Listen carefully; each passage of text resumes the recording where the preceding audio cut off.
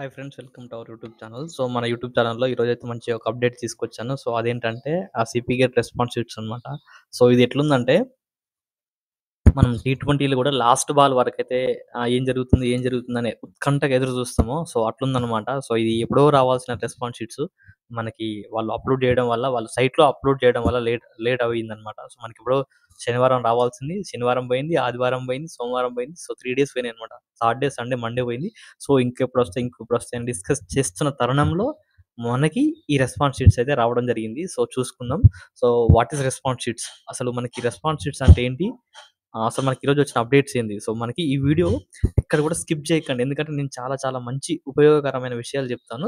Video ఎవరైతే చివరి వరకు చూస్తారో వాళ్ళకి ఖచ్చితంగా ఉపయోగపడుతది. ఇంకో విషయం ఏందంటే అసలు ఇప్పటి నుంచే అసలు కథ మొదలైతది. ఇప్పటి నుంచే అసలు కథ మొదలైతది. Response sheets, ranks, hostel, admission process ఇప్పటి నుంచి స్టార్ట్ అయితది. సో డైలీ మన ఛానెల్‌ని ఫాలో అవుతుండండి. ఇప్పటివరకు మన ఛానెల్‌ని సబ్స్క్రైబ్ చేయండి, లైక్ చేయండి, కామెంట్ చేయండి. అండ్ మన దీనికి సంబంధించి టెలిగ్రామ్ ఛానెల్‌లో లింక్ ఇస్తాను. జాయిన్ అవ్వండి. సో ఇకపోతే మనకి ఈరోజు వచ్చిన అప్డేట్స్‌లో అతి ముఖ్యమైనది ఏందంటే రెస్పాన్స్ షీట్స్. సో ఈ రెస్పాన్స్ షీట్స్ అనేది ఏందంటే మనం రాసిన ఎగ్జామ్ ఏదైతే ఉందో సో అది మనం పెట్టిన ఆన్సర్స్‌తో పాటు వాళ్ళు ఏదైతే రైట్ ఇస్తారో అది మనం పెట్టిన ఆన్సర్స్ 2 ఒకే బాక్స్‌లో ఇవ్వడం జరుగుతుంది. సో అది ఇక్కడ మనం డౌన్‌లోడ్ చేసుకోవచ్చనమాట. ఇది రెస్పాన్స్ షీట్స్‌లో. ఇక్కడ ఇంకేం ఆప్షన్ ఇచ్చిందంటే సో ఇది ఏందంటే master question with preliminary key. So ఇదేంటంటే వాళ్ళు ప్రత్యేకంగా మనం ఒక్కొక్క సబ్జెక్ట్‌కి వాళ్ళొక కీ రెడీ చేసి ఇచ్చారనమాట. సో అది ఈ ఫార్మాట్‌లో సో వాళ్ళు ఇక్కడ ఉంటుందనమాట. సో ఇందులో ఓన్లీ వాళ్ళ క్వెషన్ ప్లస్ ఒక దానికి సంబంధించిన కీ ఉండుంటుంది. సో ఇది ఒరిజినల్ కీ అనమాట. సో ఈ 2 అనేది మనకి ఈ ఆబ్జెక్షన్ ఫార్మాట్‌లో యూజ్ అయితాయి. సో ఈ ఆబ్జెక్షన్ ఫార్మాట్ అనేది ఏంటంటే ఈ రెస్పాన్స్ షీట్‌లో మనం పెట్టినది క్వెషన్ కరెక్టా? రాంగా? సో ఇన్ కేస్ మనకు తెలుసు అది క్వెషన్ కరెక్టే. కానీ వాడిచ్చిన ఎవరు సిపి గట్టి వాళ్ళిచ్చిన ఆన్సర్ అనేది రాంగ్. ఇచ్చిన ఆన్సరు రాంగ్ అయిందనుకోండి. సో, మనం అబ్జెక్ట్ జేయడానికి ఒక ఫార్మాట్ ఉంటుంది. అది ఎప్పటిలాగా చేసుకోవాలి, ఎట్లా చేసుకోవాలనేది నేను జెప్తాను ఈ వీడియోలో. దేన్ని బేస్ చేసుకొని మనం క్వెషన్ ఆబ్జెక్ట్ చేయొచ్చు అనేది నేను ఈ వీడియోలో చెప్తాను. ఎక్కడ కూడా స్కిప్ చేయకుండా వీడియో చివరి వరకు చూసే ప్రయత్నం చేయండి. సో, ఇక లేట్ చేయకుండా వీడియోలోకెళ్తే అసలు రెస్పాన్స్ షీట్ ఓపెన్ చేయగానే ఏమొస్తుంది? సో, మనకి ఇక్కడ రెస్పాన్స్ షీట్‌లని ఓపెన్ చేయగానే మనకిక్కడ వచ్చేసి రిజిస్ట్రేషన్ నంబర్ వస్తుంది. సో, ఈ రిజిస్ట్రేషన్ నంబర్ అనేది ఎవరైనా మర్చిపోయినట్టు ఉంటే మనకి మెయిల్ ఐడీలో మనం అప్లై చేసేటప్పుడైతే మెయిల్ ఐడీ ఇస్తామో ఆ మెయిల్‌కొస్తుంది. ప్లస్ అట్లనే మన ఫోను నంబర్ గూడా వస్తుందనైతే చెప్పుకోవచ్చు. రిజిస్టర్ టైమ్‌లో ఇచ్చే ఫోను నంబరు. సో, ఇది ఆ CP gate hall ticket number అనమాట. ఇన్ కేస్ మనకి హాల్ టికెట్ నంబర్ గుర్తులేకపోయినా, మర్చిపోయినా మనం బయట ఉన్నా సో, ఇది చెక్ జేసుకోవాలనుకుంటే సో, ఇక్కడ డౌన్‌లోడ్ హాల్ టికెట్ అనే ఆప్షన్ ఉంది గదా! సో, ఈ డౌన్‌లోడ్ హాల్ టికెట్ పోయిన తర్వాత మనకి ఇక్కడ ఈ రిజిస్ట్రేషన్ నంబరు, ఈ డేట్ ఆఫ్ బర్త్ ప్లస్ మనం రాసే ఎగ్జామ్ ఏదైతే ఉంటుందో అది టిక్ చేసుకున్నట్టయితే డౌన్‌లోడ్ హాల్ టికెట్ అని కొడితే మనకి ఆ హాల్ టికెట్ డౌన్‌లోడ్ అయితుంది. సో, హాల్ టికెట్ డౌన్‌లోడ్ అయిన తర్వాత ఆ హాల్ టికెట్ నంబరు ప్లస్ ఆ రిజిస్ట్రేషన్ నంబర్ అని గూడా ఓయూ సంథింగ్ అని ఉంటుంది. సో, అది ఇక్కడ ఎంటర్ చేసిన తర్వాత so, CPGET hall ticket number ఏసి మనం రెస్పాన్స్ షీట్ ఓపెన్ చేసుకోవాలి. సో, చూసుకుందాం. నేను ఎక్స్‌ప్లెయిన్ చేస్తాను చూడండి. సో, మనం ఈ విధంగా మన డీటెయిల్స్ తోటి లాగిన్ అయిన తర్వాత మనకి రెస్పాన్స్ షీట్ ఈ విధంగా వస్తుంది. సో, ఈ రెస్పాన్స్ షీట్‌లో మనకి ఇక్కడొచ్చేసి ఇది వాళ్ళిచ్చిన ఆన్సర్. ఇది సిపి గేట్ వాళ్ళిచ్చిన ఆన్సర్. ఇది మనం పెట్టిన ఆన్సర్. ఇది మనం పెట్టిన ఆన్సర్. ఓకేనా? ఈ క్వెషన్ ఐడీ అనేది మనకు ఎప్పుడు యూజ్ అయితుందంటే, ఈ క్వెషన్ ఐడీ అనేది మనం క్వెషన్ ఎప్పుడైనా ఆబ్జెక్ట్ చేస్తాం అనుకోండి. సో, ఇది రాంగ్ ఆన్సర్. ఇది రాంగ్ క్వెషన్. మీరు రాంగ్ ఇచ్చారని చెప్పడానికి ఈ క్వెషన్ ఐడీ యూజ్ అయితుందన్నమాట. సో, ఈ క్వెషన్ ఐడీ తోటి ఎటువంటి మనకు అప్పటి వరకు ఎటువంటి ఉపయోగం లేదు. సో, చూసుకోవచ్చు. ఇది వాళ్ళిచ్చిన ఆన్సర్, మనం పెట్టిన ఆన్సర్. సో, ఈ 2 మ్యాచ్ అయినాయనుకోండి. సో, మనం కౌంట్ చేసుకోవచ్చు. ఇది ఒక మార్క్ వచ్చినట్టన్నమాట. సో, ఇదొక మార్క్ వచ్చినట్టు. సో, ఇక్కడ చూసుకుంటే సేమ్ మళ్ళీ ఇక్కడ కూడా మ్యాచ్ అయిందన్నమాట. 2 ఆప్షన్ 2. సో, ఇది కూడా కరెక్ట్ అన్నమాట. సో, ఇక్కడొచ్చేసి ఇది ఆప్షన్ 1 ఉంది. ఇక్కడ 4 ఉంది. సో, మనం అప్పుడేం చేయాలి? ఒక్ సో, మనకి ఇక్కడ క్వెషన్ నంబరు 1 కరెక్ట్ అని ఇచ్చిండు. సో, మనమేం పెట్టినాము? 4 అని పెట్టినాం గదా! మనం ఖచ్చితంగా ఈ 4 అనే ఆప్షన్‌నే మనం ఖచ్చితంగా రైట్ అని భావిస్తే మనం ఆబ్జెక్షన్ జేయడానికి మన దగ్గర పర్టిక్యులర్ బుక్కు అది గూడా దట్టు తెలుగు అకాడమీ మంచి గవర్నమెంట్ సోర్స్ అయితే ఉండాలనమాట. అకాడమీ బుక్స్ అయితే మనకి వాలిడ్ అయితాయి. వాలిడ్‌గా వాళ్ళు పరిగణించి చేస్తారనమాట. ఇంకోటి మనం క్వెషన్ ఆబ్జెక్ట్ చేసినప్పుడు అది ఆహ్ వాళ్ళకు ఆబ్జెక్ట్ చేసిన వాళ్ళకే మార్క్ యాడ్ అయితదా?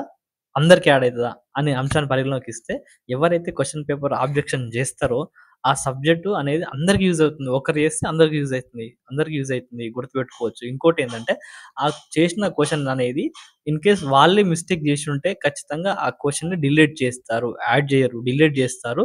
99% కేసెస్‌లో మనకి క్వెషన్ అయితే డిలీట్ జేసే ఛాన్సెస్ ఉంది. సో, 99% కేసెస్‌లో వాళ్ళు క్వెషన్ పేపర్ డిలీట్ ఆ క్వెషన్ తప్పైతే రాంగ్ ఇచ్చినట్లయితే ఆ క్వెషన్ డిలీట్ జేస్తారు. దానికి సంబంధించి ఎటువంటి మార్క్ గాదు. యాడ్ గాదనమాట. సో, చెప్పుకోవచ్చు. సో, అదే ఇది రెస్పాన్స్ షీట్స్ అనమాట. ఈ రెస్పాన్స్ షీట్స్ మనకి ఈ విధంగా చెక్ జేసుకోవాలి. మనసు ఈ రెస్పాన్స్ షీట్ చెక్ జేసుకునే క్రమంలో, ఈ రెస్పాన్స్ షీట్ మనం చెక్ జేసుకునే క్రమంలో మనకి ఈ క్వెషన్ పేపర్ అనేది టఫ్ వచ్చిందా? హార్డ్ వచ్చిందా?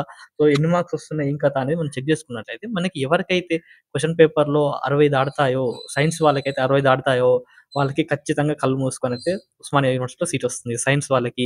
అదే దట్టు సమ్‌టైమ్స్ ఈజీగా వస్తేనేమో ఆర్ట్స్ వాళ్ళకి గూడా 70 రావాలి. ఆర్ట్స్ వాళ్ళకి ఎందుకంటే కొంచెం ఎక్కువ మంది రాస్తారు. ఈజీగా ఉంటుంది. ఆర్ట్స్ వాళ్ళకి ఈజీగా క్వెషన్ పేపర్ వస్తే 70 మార్క్స్ అయితే దాటాలి. ఇన్‌కేస్ క్వెషన్ పేపర్ హార్డ్ వస్తే వీళ్ళకి గూడా 60 దాటాలన్నమాట. 60 దాటినట్టయితే వాళ్ళకి గూడా మంచి ర్యాంక్ వస్తుందనైతే చెప్పుకోవచ్చు.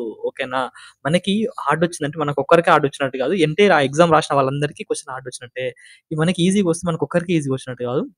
అందరికీ ఈజీగా వచ్చినట్టే. ఈజీగా వచ్చినప్పుడు ఏమైద్దంటే ర్యాంక్స్ అనేది ఎక్కువొస్తాయి. సో, అప్పుడు మనకి ఎన్‌సీసీ గాని, ఈడబ్ల్యూఎస్ గాని, హ్యాండిక్యాప్డ్ గాని ఆ సర్టిఫికేట్స్ ఉంటే చాలా యూజ్ అయితాయి.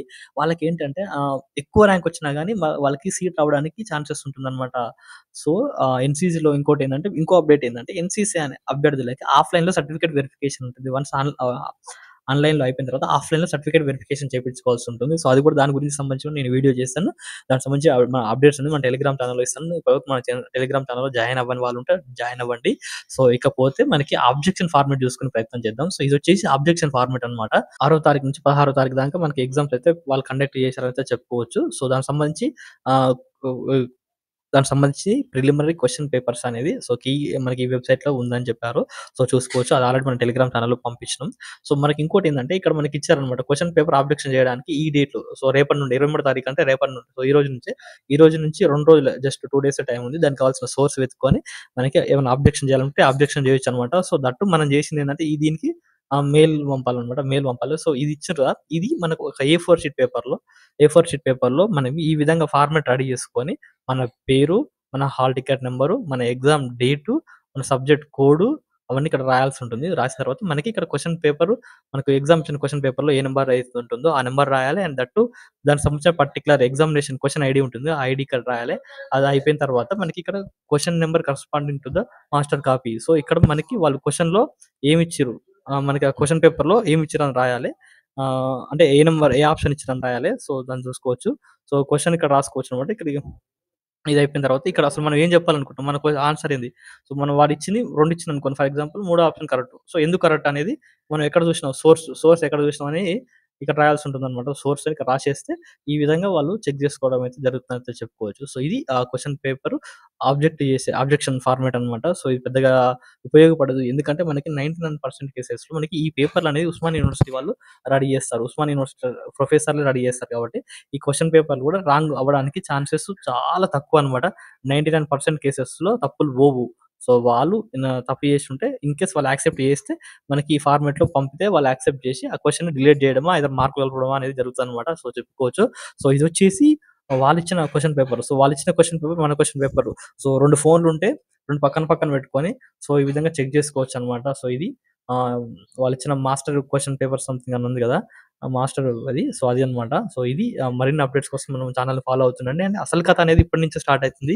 సో, అదేంటంటే హాస్టల్ అడ్మిషను, ఇంకోటి అసలు ఇప్పుడు వచ్చేది upcoming rank cards. Rank card ఎప్పుడొస్తాయి? ఏం కథ అనంటే ఇది అయిపోయిన నెక్స్ట్ 25 తారీఖు అయిపోతది కదా! 25 తారీఖు అయిపోయిన వెంటనే మనకి మాక్సిమం 27 సాయంత్రము ఖచ్చితంగా మనకు ర్యాంక్ కార్డ్‌లు వస్తాయని చెప్పుకోవచ్చు. ఖచ్చితంగా 27 తారీఖు రాకపోతే 28 మార్నింగ్ అనైతే వస్తాయి. చెప్పుకోవచ్చు. ఓకేనా? 27కి రాకపోతే 28 ఆ రోజుకి ఖచ్చితంగా తెలిసిపోతుంది. అట్లనే ఇంకోటేంటంటే మీ క్వెషన్ పేపర్ ఎట్లొచ్చింది ఏందనేది మన కామెంట్ బాక్స్‌లో కామెంట్ చేయండి. ఈజీగా వచ్చిందా? హార్డ్ వచ్చిందా? బిలో యావరేజ్ వచ్చిందా? అనే సబ్జెక్టు, క్వెషన్ పేపరు మొ రేంజ్ హార్డా? ఈజీయా? అని ఎట్లొచ్చిందో కామెంట్ జేయండి. ఎందుకంటే మీ ఫ్రెండ్స్ అనేది తెలుస్తదనమాట. ఎట్లా రాసిర్రు ఏం కథ చాలా మంది రాసారు కదా! రాష్ట్ర వ్యాప్తంగా. సో, వాళ్ళందరూ డిస్కస్ జేసుకోవడానికి ఇదొక ప్లాట్‌ఫార్మ్‌గా యూజ్ అవుతుందనైతే చెప్పుకోవచ్చు. సో, ర్యాంక్ కార్డ్ వచ్చిన తర్వాత మనం సర్టిఫికేట్ వెరిఫికేషన్ ఎట్లుంటుంది. అండ్ ఇంకోటేందంటే మనకి చాలా మందికి మనకి మంచి మంచి ర్యాంక్స్ వచ్చినాయి గానీ ఉస్మానియా యూనివర్సిటీలో సీట్ రాదు. ఎందుకంటే వాళ్ళకి వెబ్ ఆప్షన్ పెట్టుకోవడం రాదు. వెబ్ ఆప్షన్ పెట్టుకొని రానప్పుడు ఉస్మానియా సీట్‌లో రాదు. సో, అలాంటిదనేది. సో, మన ఛానెల్‌లో నేను ప్రత్యేకంగా దాని గురించి చెప్తాను. NCC certificate, offline certificate verification చెప్తాను. ప్లస్ హాస్టల్ ఎట్లా కట్టాలి? ఏం కథ? ఎంత డిపాజిట్ చేయాలనేది చెప్తాను. సో, వీటన్నిటి కోసం రెగ్యులర్‌గా మన ఛానెల్‌ని ఫాలో అవుతుండండి. మరిన్ని అప్డేట్స్ కోసం ఆహ్, మీ ఫ్రెండ్స్‌కి షేర్ చేయగలరు. Thank you. Thank you. Thank you so much.